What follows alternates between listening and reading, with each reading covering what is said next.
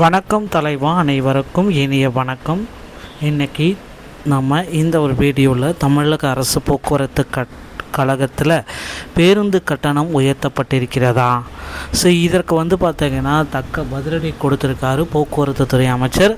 தனியார் பேருந்து கட்டணம் உயர்த்தப்பட்டால் தக்க நடவடிக்கை எடுக்கப்படும், உரிமமே ரத்து செய்யப்படுறதுக்கு வாய்ப்புகள் அதிகம். தமிழகத்தில் போக்குவரத்து கழகம் அப்படின்றது பார்த்திங்கன்னா கடந்த காலங்கள் ரொம்ப காலங்கள் ஒரு 50 ஆண்டு காலமாகவே திறம்பட செயல்பட்டு வருது. இப்பொழுது மக்கள் சேவைக்காக இந்த போக்குவரத்து கழகம் அர்ப்பணிக்கப்பட்டிருக்கு.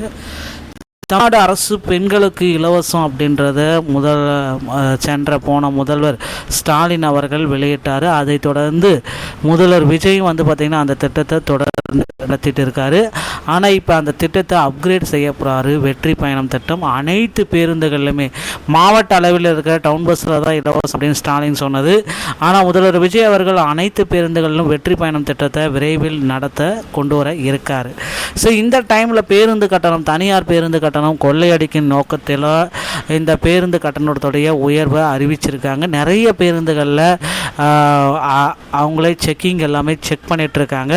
அப்படி பேருந்து கட்டணம் உயர்த்தப்பட்டு வாங்கப்பட்டால் அந்த பேருந்தோடைய உரிமத்தை உடனடியாக ரத்து செய்கிறதுக்கு போக்குவரத்துறை அமைச்சருக்கு முக்கிய அதிகாரம் இருக்குது.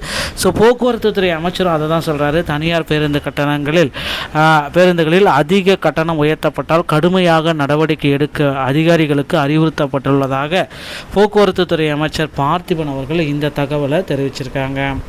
ஸோ தனியார் பேருந்துகளில் கட்டணம் உயர்த்தப்பட்டால் கடுமையான நடவடிக்கை எடுக்க அதிகாரிகளுக்கு பார்த்திபன் அவர்கள் அறிவுறுத்தப்பட்டுள்ளதாக போக்குவரத்துறை அமைச்சர் குறிப்பிட்டார். ஸோ கிட்டத்தட்ட பட்ஜெட் மீதான பொது விவாதத்தின் போது உறுப்பினர்களின் கேள்விக்கு பதிலளித்த அவர், டீசல் விலை உயர்வு காரணமாக தனியார் பேருந்து கட்டணம் உயர்த்த அதன் உரிமையாளர்களுக்கு கோரிக்கை வைத்துள்ளதாகவும் இது குறித்து உரிய ஆலோசனைக்கு பிறகுதான் நடவடிக்கை எடுக்கப்படும் அப்படின்றத அவர் குறிப்பிட்டிருக்காரு. ஆனால் அந்த ஆலோசனையை செய்யாமல் தனியார் பேருந்துகள் பார்த்திங்கன்னா போக்குவரத்து கட்டணத்தை உயர்த்தியது ஏன்?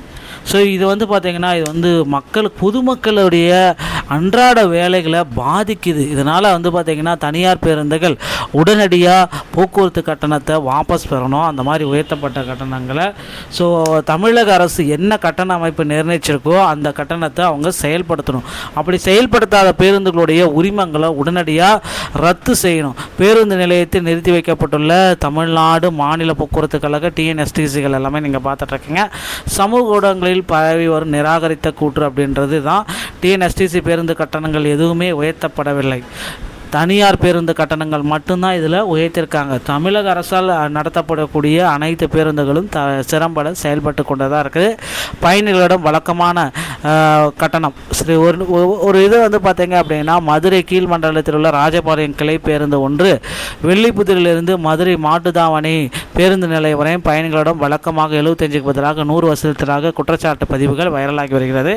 மேலும் பெண்களின் வங்கி கணக்குகளை 5000 டெபாசிட் செய்த பிறகு மாநில அரசு திடீரென பேருந்து கட்டணத்தை உயர்த்ததாகவும் அந்த பதிவுகள் கூறப்படுகிறது.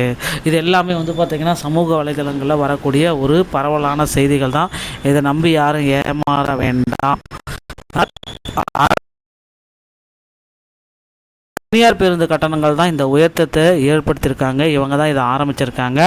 இப்படி பொதுமக்களுக்கு சிரமம் தரும் பேருந்துகளுடைய உரிமத்தை உடனடியாக ரத்து செஞ்சுட்டு அந்த பேருந்துகளுடைய உரிமங்கள் யார் இப்போ தயார் நிலையில் இருக்காங்களோ அந்த கட்டணத்துக்கு ஓட்டுறதுக்கு யார் வண்டி இருக்காங்களோ அவங்களுக்கு அந்த உரிமத்தை வழங்கணும் அப்படின்றது போக்குவரத்துறை அமைச்சருக்கு நம்ம வேண்டுகோளாக வைக்கலாம்.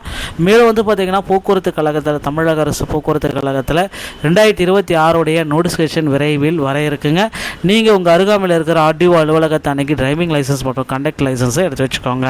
டிரைவிங் லைசன்ஸ் பார்த்திங்கன்னா தமிழ்நாடு அரசு போக்குவரத்து கழகத்தின் சார்பாக இதை வட்டார போக்குவரத்து கழகம் சார்பாக எடுத்துக்கலாம். ஆனால் கண்டக்ட் லைசன்ஸ் இருக்குன்னு அப்படின்னா நீங்கள் ஃபஸ்ட்டே சான்றிதழ் தமிழ்நாடு திறன் மேம்பாட்டு கழகத்தின் மூலமாக வாங்கிய பிறகு அதை காண்பித்து கண்டக்ட் லைசன்ஸை பெற்றுக்கொள்ளலாங்க.